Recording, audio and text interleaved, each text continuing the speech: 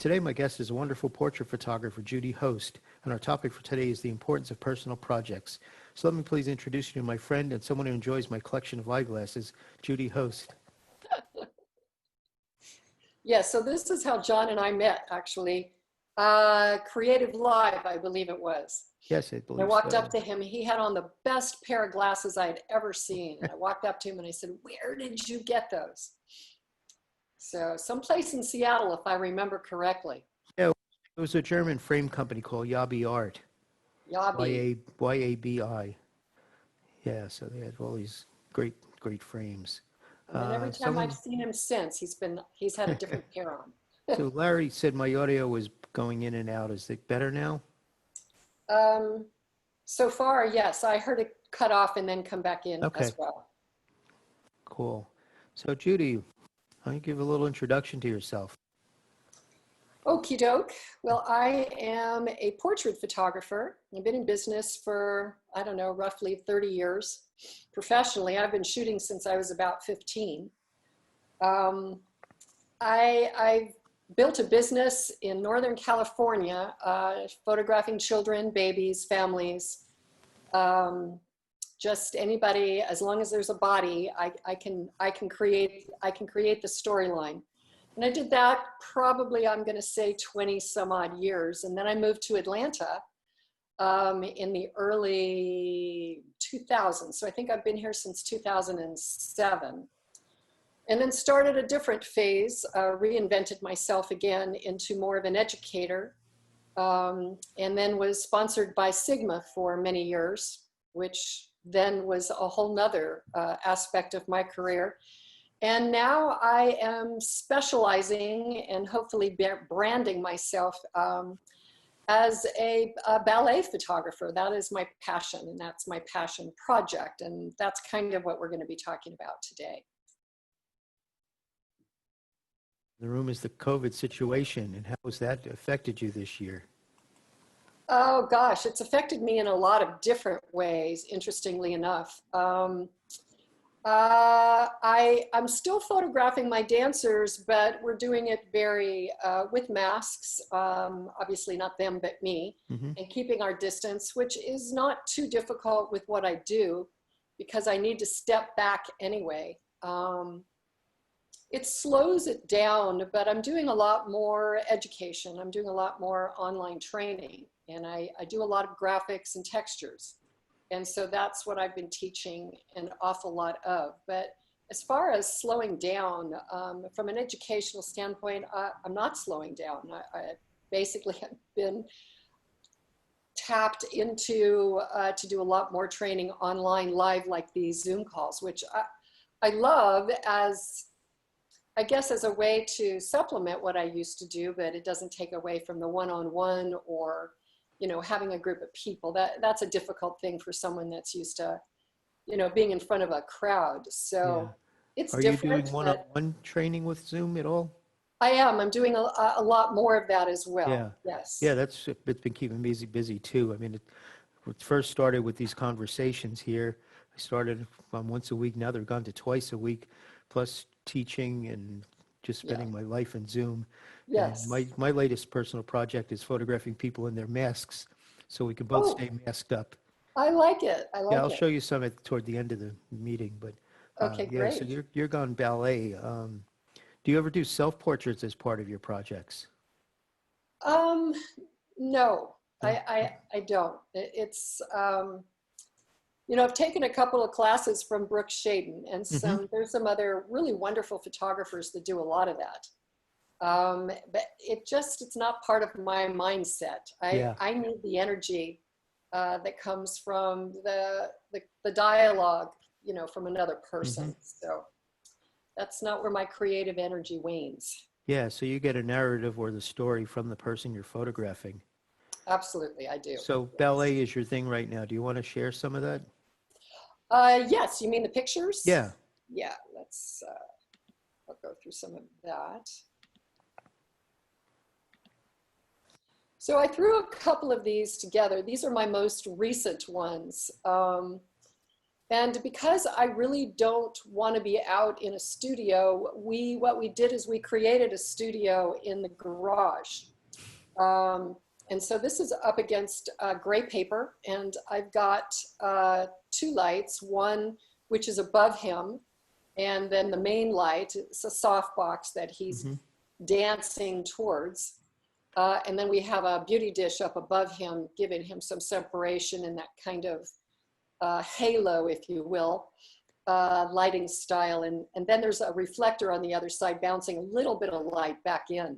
Yeah, I guess. And I'm a Photoshop junkie. So, I've expanded my canvas in Photoshop and then added graphics and textures, flypaper textures. Yeah, I love flypaper.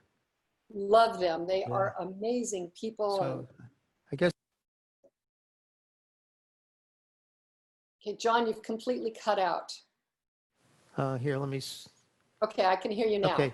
I was asking, how tall is the ceiling in your garage that you have that overhead light? I would say it's probably standard. Keith is 6'3" barefoot. Okay. So up on his toes, he's probably 6'6". And so the edge of my paper is right at the very tip of his head. Okay. And I am not shooting down. That's not an up angle for me. I'm shooting him straight on. Right. So it's probably standard height, but I've expanded the canvas in Photoshop. And I cut him when I was looking, creating my composition, cutting him just at the very edge. Great. So it can be done. It's just, you gotta be careful. Yep. The next image, let me go to the next one. All right, so it won't allow me to do that. You're in Bridge? I'm in Bridge and it's not moving. So let me stop my share. Okay. And let me go to the next slide. There we go. So this was part of that same session. Actually, most of these are because they're my latest ones. And so rather than keep stretching out each time I shot, I also made them small, which is not easy to do. But what we were trying to create here was just a variety of different images within the space that we had. And of course, we're using, this was right before the protesting started. And so we were using wings and, we created imagery really specifically for Keith to be able to post during a lot of the protesting. And just trying to give them all a different kind of a look. So each time I go into the studio to do this, there's a whole reason for the images that we're creating. There's a mythology behind the whole feeling or the storytelling of what we're trying to do here. And these actually are strapped onto him, and I've just removed the straps. Sure. In Photoshop, so it looks like the wings are, growing out, and his hair is actually that color right now. So that worked in our favor. Okay, now it is working. So all the textures and graphics that you see here, these are all flypapertextures.com. This is their latest one. I think it's called Impressionist Painterly.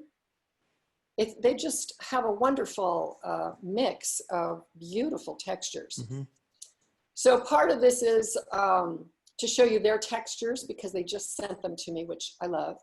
And then to show you different lighting styles that I'm using. This is still all in my garage. And so she's pretty much lit the whole time with the beauty dish that's above her head.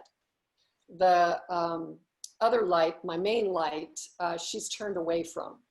And so we've turned it down just a little bit so that she's getting that shadow that you see that's creating underneath her arm and as it gets darker towards her feet, just trying to create kind of a mood. But where I'm going with all of this is all started as a personal project for me. I love ballet. I've never been a dancer. And so I have a whole level of appreciation for it. But it was a personal project. I've always photographed kids and families and seniors and babies and, you know, everything but dancers. And so I started this project maybe 6 years ago, and just for me, not for any other reason, just for me, to fill my little soul of what I wanted to do in my spare time. And so because of that, I mean, it took me into a lot of different directions and down a journey that I had never anticipated or planned, or I mean, I really had no idea. I started shooting, I started posting, and then people started to find me. And 6 years later, I'm still doing that. But it's brought me a lot of work. I've sold a lot of images, and I have those. So here I go again. Yeah, I was going to ask if your projects stretched out over time or compressed. So if you've been working 6 years, I take it they're stretched out. They did, they Yeah. stretched out. Okay, so let me see if I can find, you know, you go through, and you know, we all do, we go through periods of, I've got a lot Say of hi to Eddie behind you. energy, a lot of creative energy. I got none. Okay, so these 9 images are a collection of probably 3 years of work. And 6 of them are actually of the same dancer. She was really the first one that I started to work with when I started to take this project for myself seriously.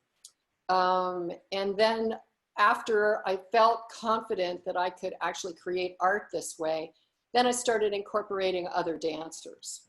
And so, and I posted these on my website, and lo and behold, one of the designers for MGM Resorts International was looking for imagery of dancers and wasn't happy with what her staff had given to her as, you know, far as what they had found in stock images. The statue that you see with the light coming through it is what is in front of the Park Theater in Las Vegas. It's a female dancer. And so what the designer wanted was to take that theme and bring it inside of the Park Theater, which is used primarily for performances, you know, like Bruno Mars or Cher or whoever is performing in Las Vegas at the Park Theater. That's what that is for. So they purchased from me these 9 images. The ones in the middle that you see that look horizontal are 10 feet long. And so it is the only artwork in the building, and it's a permanent collection. And so it took about a year for all of that to happen, to work out what they wanted, to customize some of my images to be exactly what they wanted. There's a few of them in there that are actually the way that I shot them. And so these were some of the decisions, you know, that when somebody wants to buy your work that you go through, at least I did.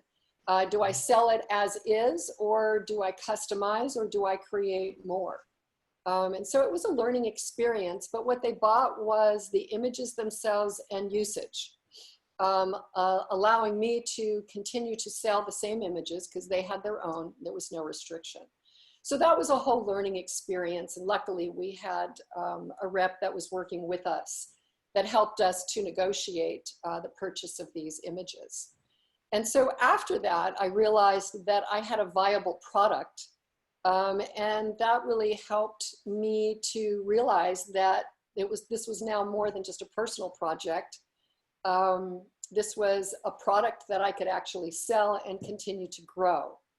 And so that's kind of where I've taken it from there.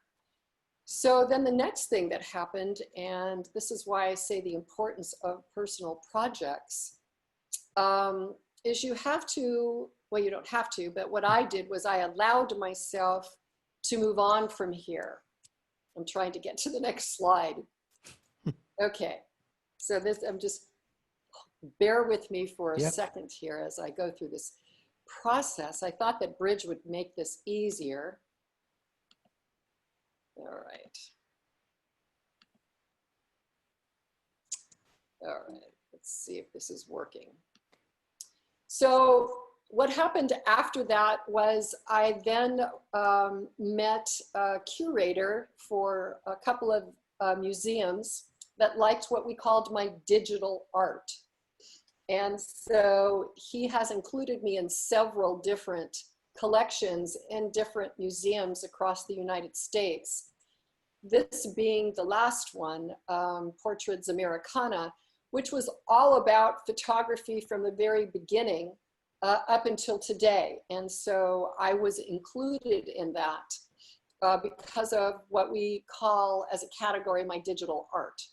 Nice. So this is a part of a collection that was in the Albrecht Kemper Museum in Missouri. And I actually went to the opening, which was really very honoring to do something like this, and then to have your work be part of a permanent collection in a museum. So I took all of these, I don't know, wonderful opportunities as a way of understanding that this was the right thing for me to do and I should continue to do it. I guess that's the moral of the story. So when I say the importance of personal projects, I mean, this really just started out for me. So if you have something that you love, that you want to photograph, then you should do it, regardless of what it is. And do it for yourself, and then just post it. I mean, we have that opportunity now, especially now, to take our work and share it, whether it be on Facebook or Instagram or, you know, whatever social media platform that you use, and share it. But, and I say, but please understand also that once it's out there on the internet, it's out there for everybody. And so something to be very much aware of. I've recently discovered a website of people in Australia that basically steal your content, create a membership, and then give it away. So I guess that's part of understanding social media and some of the drawbacks to it. So folks in the room, feel free to unmute and join in with questions or post them in the chat. We're here to hear from all of us. So how do I see people, but how do I see questions? There's a chat button down at the bottom or the top of your screen next to the screen share button. It should say, I saw it, oh wait, it says more. Okay, chat, I see it now. All right, does anybody have questions or concerns or anything? If not, I can just keep talking. I'll jump in. How did you make your connections or get noticed, by example, for this particular Museum of Art and other places? I contributed to an author who was writing a book on photography. A friend of a friend had asked me if I had some images that he could use for the book. And so I sent him probably 10, 11 different portraits of my work. And that's really how that relationship started. He then wrote a second book, and I contributed to that book as well. And then he was asked to do a collection of imagery in the Crocker Museum, which I believe is in Sacramento. And so that's how our relationship started. He liked all of my digital art, and there was a lot of it that he used in his book. So when it came to looking for images in that category, he came to me and asked me to do submissions, which I did. And so we've just continued that over the years. But I will say to you honestly, a lot of the digital artwork that I do, again, I do for myself. I do it because I like it. And that kind of took me, again, to a whole nother direction that I never even imagined that my work would end up in a museum. So I, again, take that and say to myself, okay, I must be doing something right, that my work is being recognized in that way. So I continue to do it, and mainly because I love it. And it isn't just ballet dancers, as you can see here, but I continue to use that work. And let me see, I'm going to stop again. And so being sponsored by Sigma for so many years, who luckily for me, really supported my passion for my dancers. So this is what I started to do with my ballet images. I started to use them in my work. So Sigma comes out with a new lens. This is the 40mm 1.4. I take it, I shoot my dancers with it, and then the images that they then use to promote their lenses are my images of my dancers. And so I started to incorporate more and more of my images that way to brand myself as a photographer that does ballet dancers. And other companies like Tethered Tools, every year they do how I got that shot. And I've been included in that twice. One was about celebration of female photographers, and then recently they did another one. And so as people ask me to ask for images of mine to promote a product or whatever it is, I start using my dancers for that. So more and more people have started to recognize me as that type of photographer. Mm-hmm. Now, the other reason that I do that is I live in Atlanta. Most of my dancers work for the Atlanta Ballet Group. And so now I'm doing work for the Atlanta Ballet companies. And so they have my work up in the studio. So one thing will lead to another if you take a look at the people that are looking at your work, which you can do like on Instagram. I will always tag the costume designers, the lighting folks, the dancers. Mm-hmm. You know, the more people that you tag and the more people that see your work, the more opportunity that you have of continuing to do that work or to actually get paid to do that work. So regardless of the subject matter, you know, if you're doing plants or if you're doing animals or if you're doing landscapes, whatever it is, you know, there's a whole lot of companies out there that use that imagery to advertise their products. And so that's specifically why I started to do that. So as I said, you know, one thing will always lead to another. You know, they're all these costumes that you see on my dancers are mine. And I buy them from certain companies. And so I will tag them as well. So this is how I have kind of reinvented myself or rebranded myself, however you want to say that, so that I can continue to do it, so that I can continue to get this type of work, because I love doing it. Yeah, it shows. Oh, well, thank you, John. I appreciate that. Sure. It's when you do what you love, it's the best. Hey, Joe. Hey, John. Hi, Judy. This is the first time I'm seeing your work, and it's just lovely. It's just really beautiful work. So I don't have any particular question. I just wanted to say though that your whatever you want to call it, your vision or artistic, you know, mindset, it just comes through so well. I just really been admiring the work that you're showing. So it's really fun to see. Thank you. Thank you. Yeah, it's really nice. So much. That just, you know, that makes my day. When you love what you do and people enjoy it, you know, there just is no better way of combining all those emotions. Because I do, and you've seen Keith, who is one of my favorite dancers.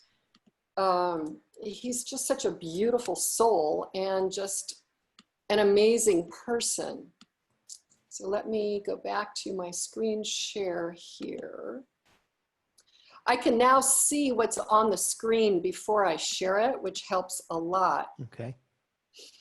What I love about my dancers, let me close this out again. What I love about working with my dancers is I find myself working with the same people. And then there's a level of trust that you have, which just makes this process even better. Okay. This is a gorgeous image, and it's the first one that I've done like this. So this is a collaboration with the dancers. After we did all the separate imagery, I then said, okay, I want to do something with you all together. And so I with the lighting that I had, and you can see the lighting on her legs and on his arm, that's that beauty dish that's up above. And then we have the softbox off to the side. And I turned down the lights a little bit because I didn't want to blow out, you know, her back and her backside. I wanted that light to really highlight their muscle tone and their beautiful bodies.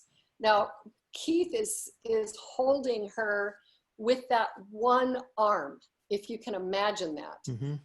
And she is trying to put as much of her weight with her back leg, which you cannot see. So these positions are very difficult to get into and made to look, photographically speaking, like they're in air, like it's the easiest thing in the world. And if you look at his hands and her hands, they're very graceful. So you're not going to see any of the stress of the weight in either of their hands or their arms, even though that's where it is. And for me, that, I mean, I get goosebumps just photographing it. So we had them in a couple of different positions. This is the one that we all loved. And so what I do with the dancers is once I've taken the image, I show it to them. And I make sure that they're happy with it. Because I'll look at an image and go, oh my gosh, this is like the best thing ever. And they'll look at it and go, no, my leg's in the wrong position. You know, I don't like the angle, whatever. Exactly. So I learn from them what works and what doesn't work, and where the leg should be and what the angle should be, and what it is that they're trying to portray. So we're all three of us are very proud of this specific image. Now, again, you know, this is shot up against a gray background. It's almost like using a green screen. And I can pretty much add in there whatever I want.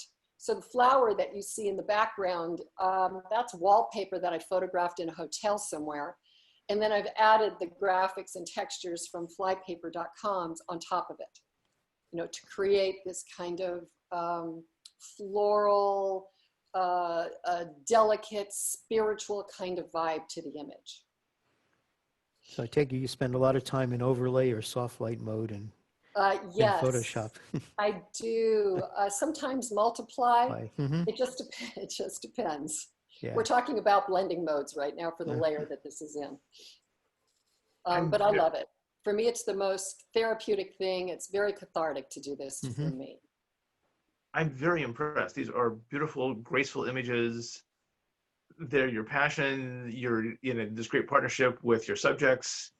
You're doing it right. I mean, this is Thank you. all this is an inspiration to the rest of us to, you know, to achieve this level of artistry. Well, and so this is why you know, when John asked me to have this conversation, I wanted to talk about how important it is to feed your own soul. You know, as artists, this is how we express ourselves. It's our joy. It's what keeps us present. It keeps us in the moment. And you know, for me, it's an escape, you know, from the realities of our world. And I enjoy doing it. My dancers love to be photographed, thank God. And, you know, once you've developed a level of trust with your subject, whatever it may be, it's pure joy. There is just a collaborative, there's a lot of synergy. It's, you know, at the end of it, you're exhausted and exhilarated and happy all at the same time. And so I encourage people, just do it for yourself. You don't have to do it for anybody else. Nobody ever has to see it. Just do it. Just find it and do it and be it. And I think it's made me a better photographer. It's forced me to look at different perspectives. I use all different types of lenses. This is a 24-105, which is, I would say, my workhorse lens. But I'm also doing, using a 14 millimeter now that I absolutely love. And so that's a whole different perspective. So I think for me, it's really, and I'm a natural light photographer. I'm using studio lighting. So it's really forced me to color outside my own box. And to learn how to do other things, like doing creative lighting, like using different lenses and getting different perspectives. And it's, you know, it just continues to grow. And I encourage you all to do it. I'm actually doing landscapes these days. I'm photographing at night. I'm doing stars. I just want to learn everything I possibly can. Yeah, I know we had a full moon this week, so I was out there on my camera again. I keep saying, I keep shooting the same moon every month, but you know, it just keeps drawing me back. You know, I don't know what it Yeah, is. we are, you know, this is just who we are. Yeah. If I could have been born with a camera in my hand, I would have been. But I believe that, you know, we photographers, especially if you're doing this for a living, it becomes work after a while. And so you need to separate out what your work is from what your art is if you can't find a way to combine them. But it will improve your skill set dramatically. Well, and it will improve it following your passion. I mean, you follow your passion to a much larger box of tools and resources and experience. And it's amazing the people that are drawn to you because of that.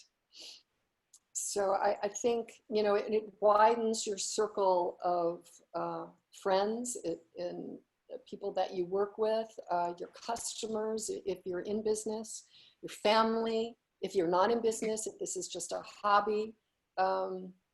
There's so much joy in it, I think, especially now that, you know, we've kind of cut ourselves off from what is so natural to us, to be around people, you know, to have parties, to go to restaurants and go to concerts, all the things that we're so used to doing.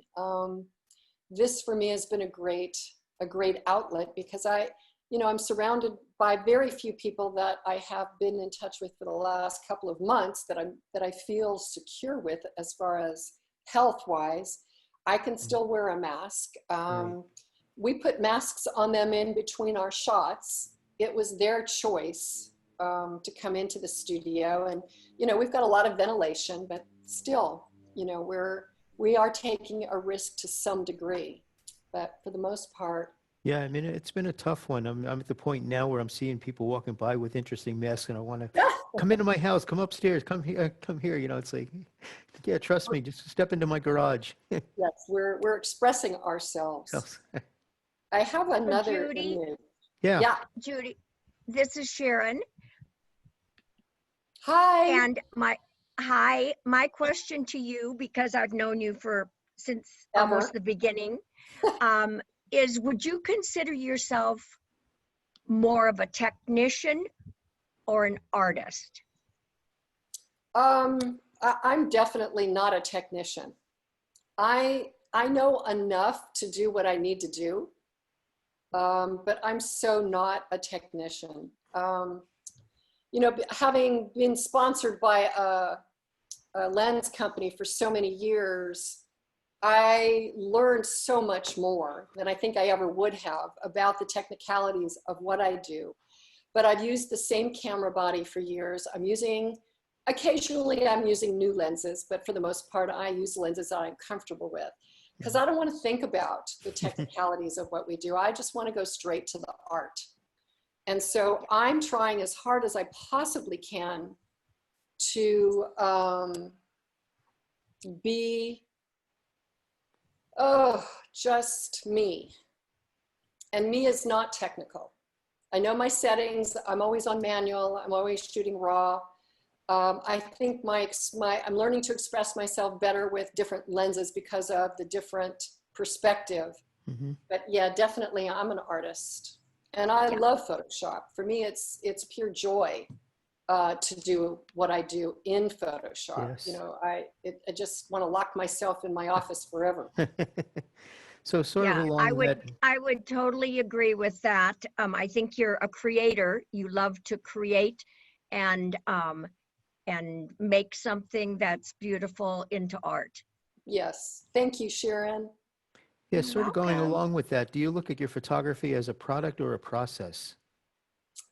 I'm going to say both. You know, I've been in business for almost 30 years. I make a living doing what I do. Mm-hmm. So what I have found, though, is that I am constantly having to reinvent myself. You can't just be, you know what I mean? Yeah. You can't just stay the same.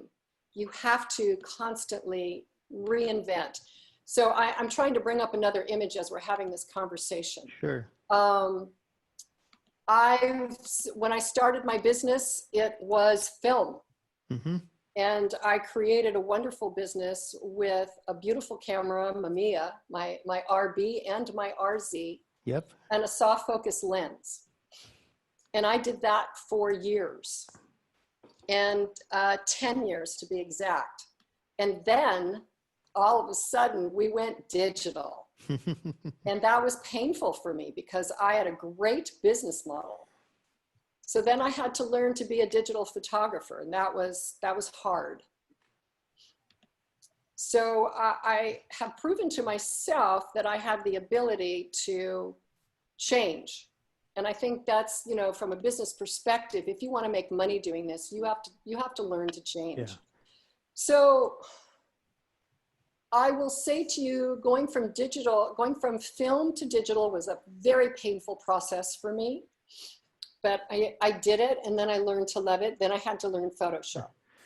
So were you shooting negative or slides back in the film days? Actually, both, Okay. because I projected my work. Mm-hmm.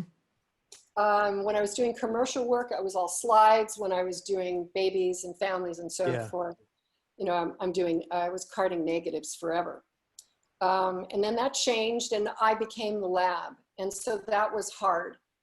But I made the transition. It took a couple years for me to like my work again. And then I learned to like it.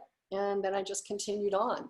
When I left my business in Northern California and came to Atlanta, then I had to start all over again. And that was difficult. Mm-hmm. So I would say to you all, you know, in my career in 30 years, I've made probably 5 major changes to my business model. This last one being free. I'm free. I can do whatever I want now. And I really love that. Yeah. I love that part. And this is what you see here on my screen. This is what I love. This is, I love to express my emotions and my dancers' emotions this way. I love it to be art. I've taken it to another level. I'm now doing photo encaustic work, which is pouring hot wax Yes. on top of my images and going mixed media. Yeah. Are you familiar with Karina Leveckios? I am not, but I'll Okay, look her up. Yeah, she's out here in Washington, and she's been doing the acoustics for a while. Love it. Yeah. Just love it. I've taken many classes. I met a gal at WPPI. Her name is Leah McDonald. Mm-hmm.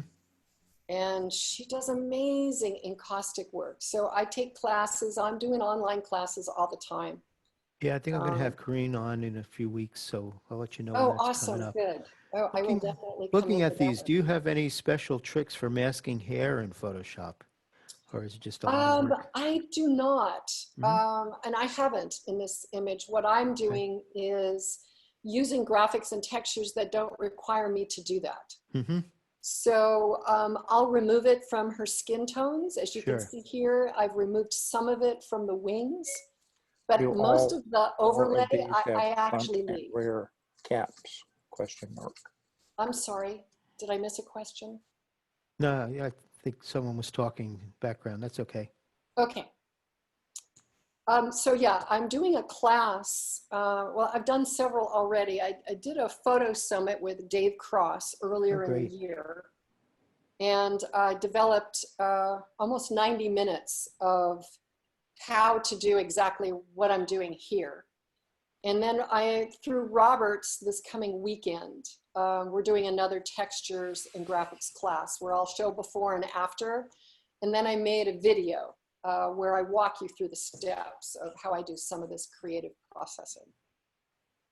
So that's really very much a part of who I am and what my work is all about. But it's made, I hope, it's not about the process. And I want to really say that. I try and get as much right in camera as I can. The expression, the light, the composition, all of that, that's all in camera. Right. My graphics and textures are an enhancement. I don't want people to look at my work and go, oh, nice texture. I want them to see my subject. Yeah. I want them to feel the story. Larry's asking a question about your inventory of clothing and the like. You say you purchase the outfits for your shoots. Do you hold on to them, and do you store them and you reuse them, or? Yes, until I get sick of them, and then I sell them and get new ones. Nice. After a while, you know, you use the same things over and over again. You can only make them look so different from each one, that, you know, I don't know, I just get tired of them. I've actually had this dress, I'm going to say 20 years. Yeah. But it's the type of costume you can do pretty much anything to. I mean, it's as beautiful from the back as it is from the front. Mm-hmm. The wings have been borrowed. Okay. So a lot of my accessories and so forth, I will borrow from friends, or I'll buy, you know, Amazon sells a lot of this stuff so inexpensively. So yeah. Yeah. I get tired of them. You gotta move on. Your styling of your image, especially in this realm, has to change. Otherwise, it's repeat. You're on repeat, and I don't want to be on repeat. Yeah. Do you print a lot of your work? Well, I live with a master printer, so yes. I guess the question is, do photos exist if they aren't printed? They don't for me. Yeah. I surround myself with my work. My husband's a photographer as well. So our home is filled with our art, you know, and we've got a grandchild, we've got children. Mm-hmm. So they're up on our walls, as well as my friends' work that I love. So our walls are filled with photography. That's great. That's We great. love it. So a few people have joined in the past few minutes. Do you have questions for Judy here? Feel free to join in. Hi, Judy. Hi. Hi, Bill. Bill in Connecticut. How are you? Good to see you again. Just for everybody else here, Judy came to Connecticut last year and did a two-day seminar, and I got a lot from that. Portrait photography. We had a ballerina dancer. We did indoors and we did outdoors, and it was fun. Haley. Haley, yes. That was our dancer. Yeah, she was awesome. Yes. Beautiful dancer. Yeah. It's just, you know, it's amazing to me that when I'm able to go out to do workshops, how many people love to do the ballet dancers or movement, which is really what the lesson's all about. And I'm always amazed at the crowds that we get. And we had a good sized crowd to photograph Haley. She was and funny, she modeled for us for 2 days. Mm-hmm. The first day we didn't realize that she was a ballet dancer. She was just a beautiful model. And we had another gal come in and she was a dancer. And Haley came up to me and she said, you know, I'm a ballet dancer. I can do that for you. And I went, yes, come back. You're So still she came sharing back your the screen. second day. Yeah, I don't know if you want to stop the share Oh, or if you still had any other images. let me see what There else you I have. I didn't put too many of these. Oh yeah, I've got lots of other ones. I have a lot of dancers. So what are your feelings about trade shows and conferences and the like right now? I mean, that's where we really know each other from, and I things know. are changing.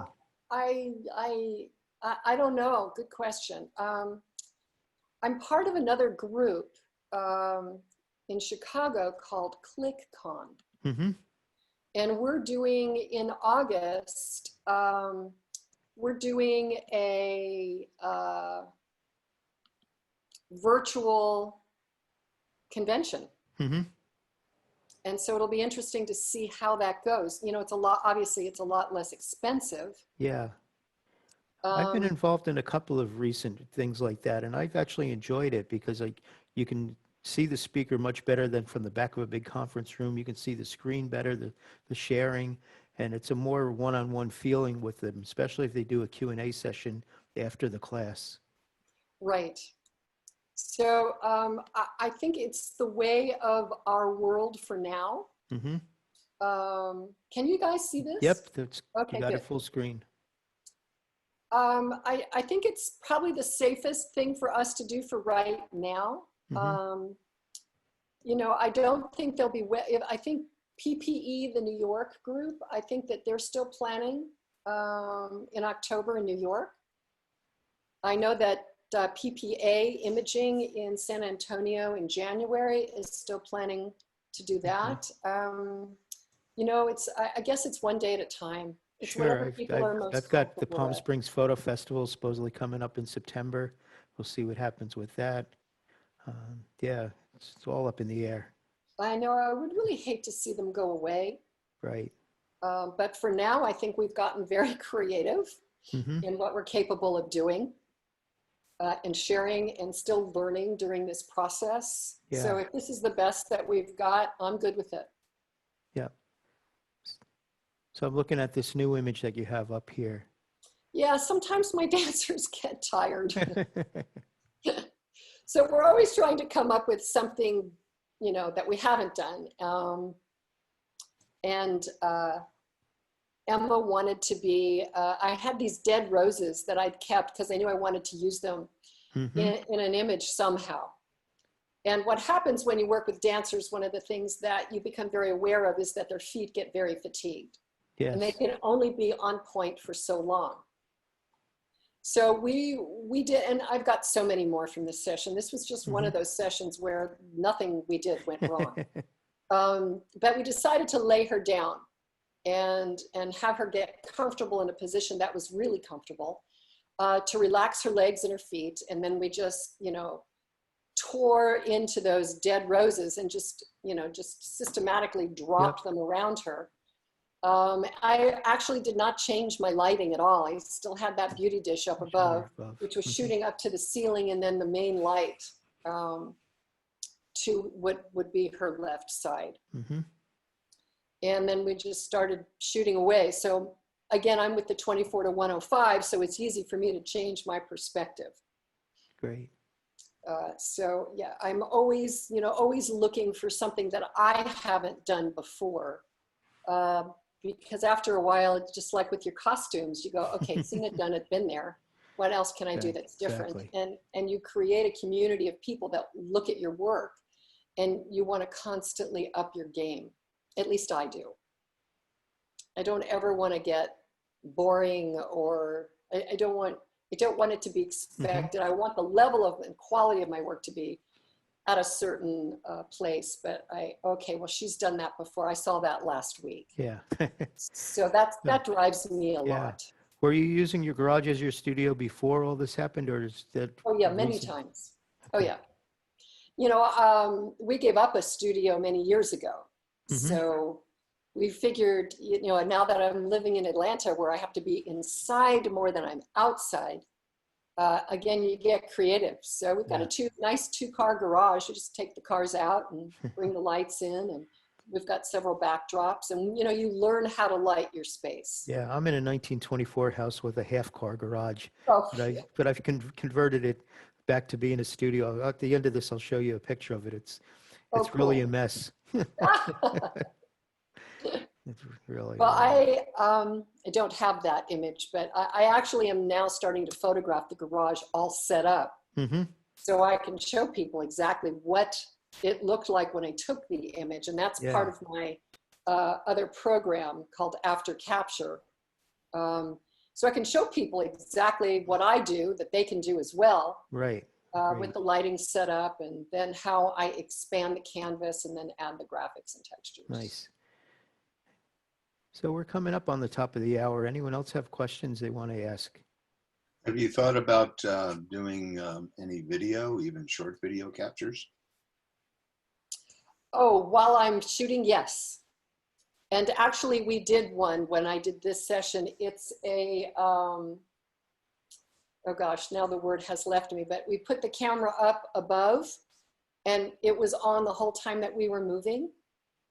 So we captured the entire session, but it moves really fast.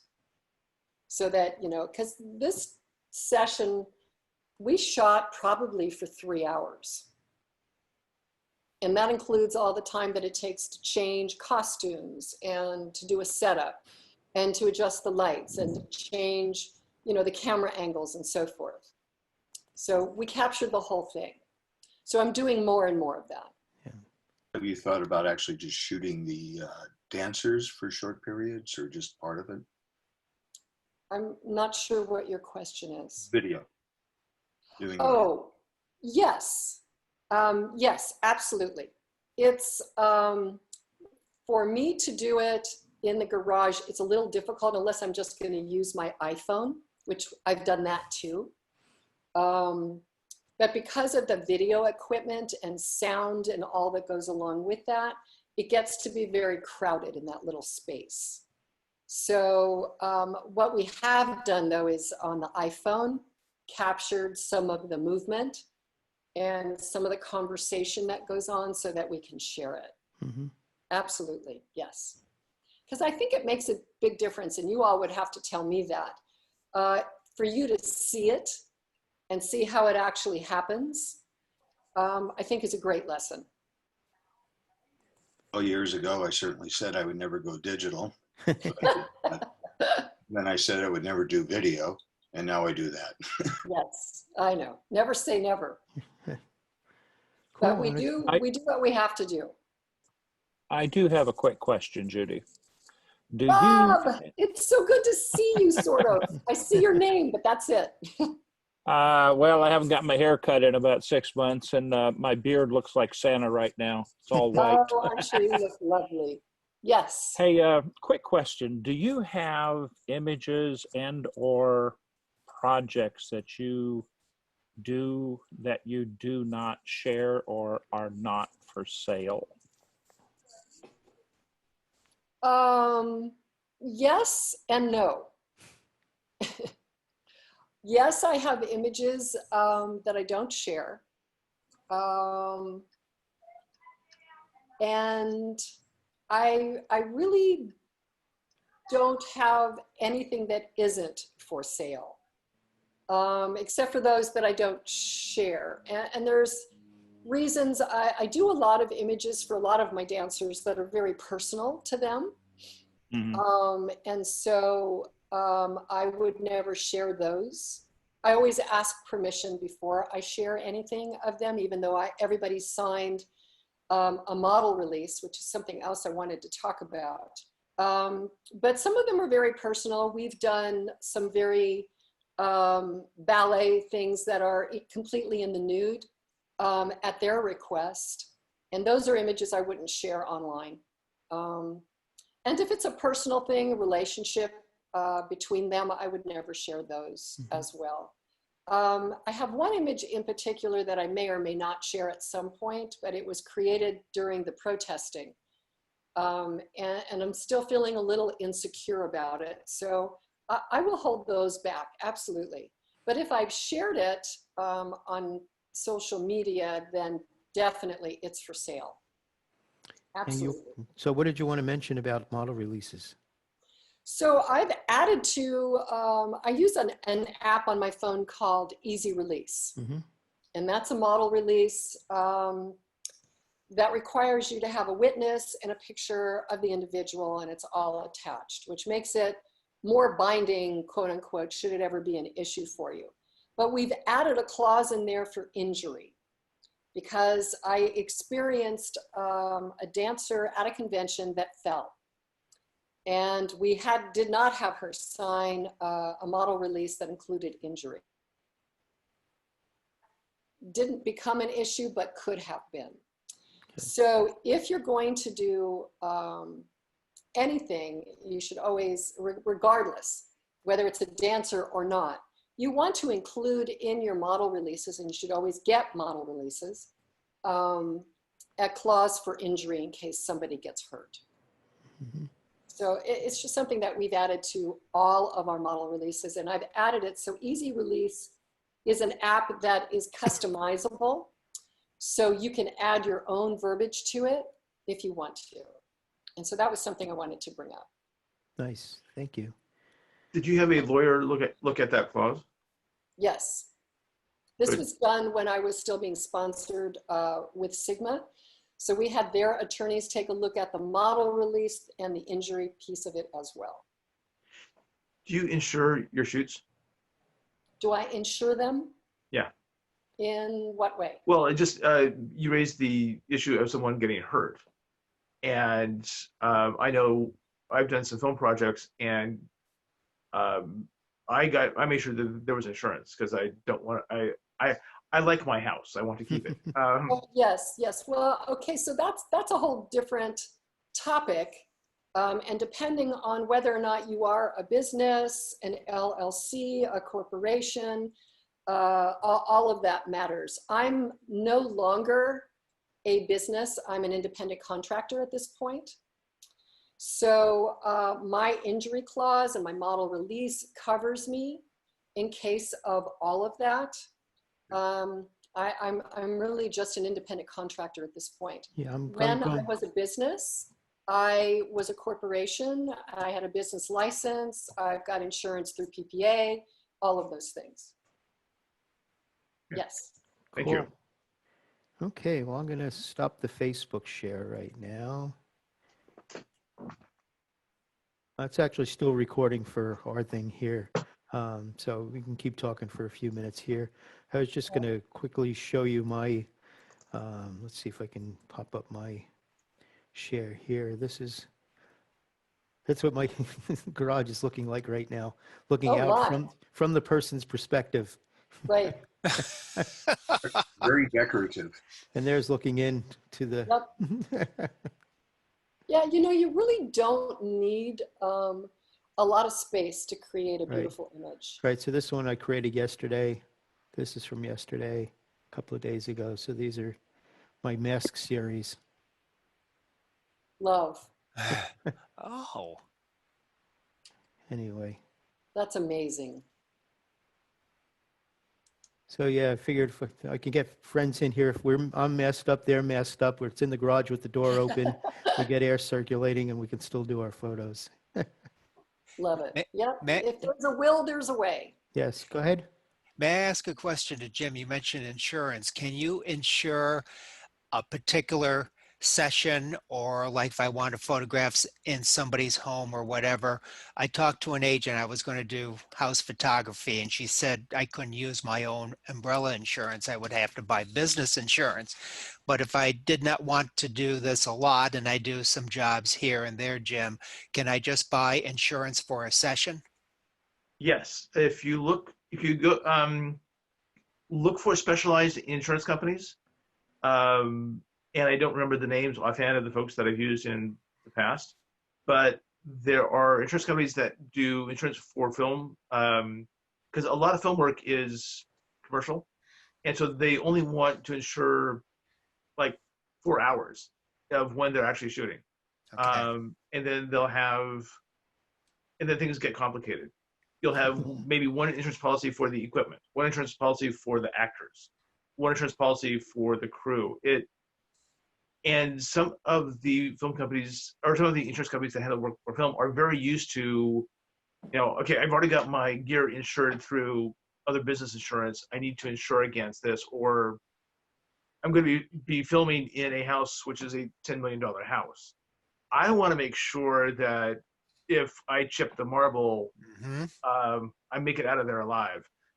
Yes. And so most of these insurance companies will work with you. What's great being photographers is that we're not doing car chases. We're not doing stunts. And so the things that are red flags for these companies tend to be something we don't have to deal with. Mhm. Now, if you're showing dancers who are moving, that is something that I would want to be careful with, largely because it's outside of my experience.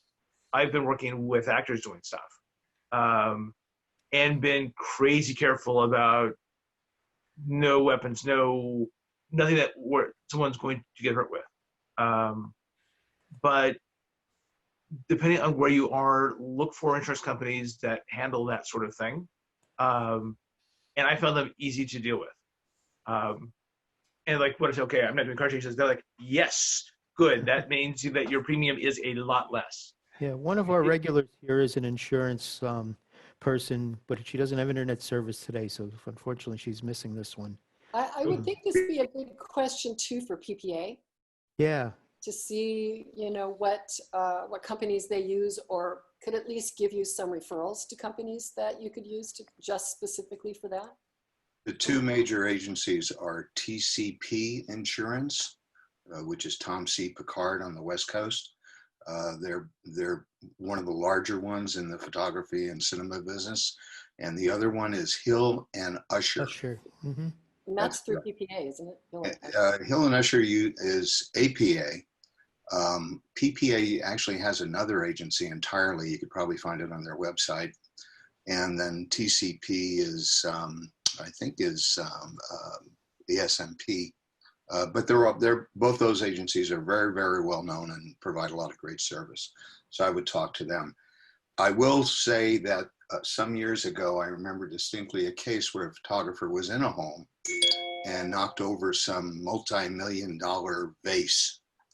And it was very financially devastating for him. He did not have insurance. Ouch.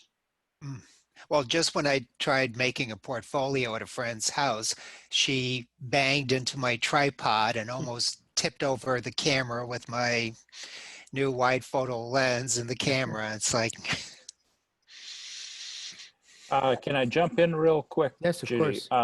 Yes. Talking about insurance, I teach a lot of workshops, as you know, and most of the locations at my workshops, whether they be state or national parks, that are requiring a minimum amount of insurance anymore, typically to the tune of $2 to $3 million policy. Right. And I carry a business policy through State Farm that includes, it's a $5 million per incident, along with $95,000 of equipment insurance. Under nice. any circumstances. I can drop it in the water and they replace it with the newest. So if I have, say, a 5D Mark III, they give me a 5D Mark IV. Costs me $120 a month. Yeah, replacement value insurance. Yeah. Yeah, and Awesome.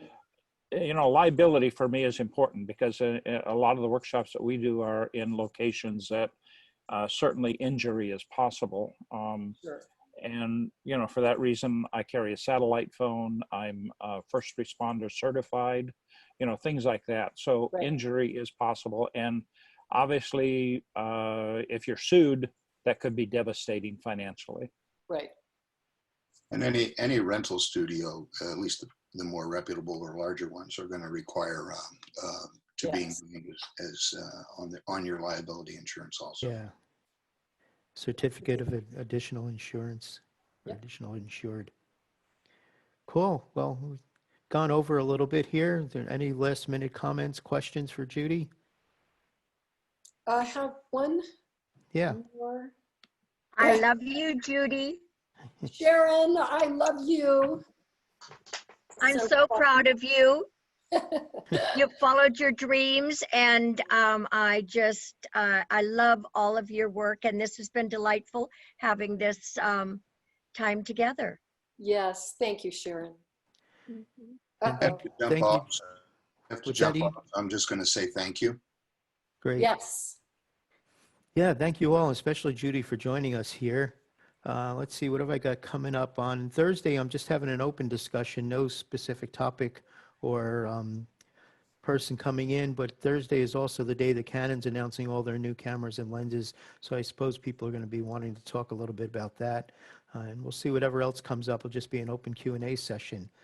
The next Monday, Benjamin Von Wong's going to be in and talking about activism in his photography and how he's gone from artist to activist and how to make an impact with your art. And then, as I mentioned before, on Wednesday, the 22nd, Arlene Cohen Evans and George Varanakis will be joining us to talk about the future of conferences and trade shows and magazines. That'll So, be fascinating. Yeah, so that's going to sound, I think that's going to be a fun one to listen to. So Cool. thank you all for joining us, and we'll see you next time. Be Okay. Thanks, well. Judy. Thank you. Thanks, John. Thank you. You're welcome. Bye, guys.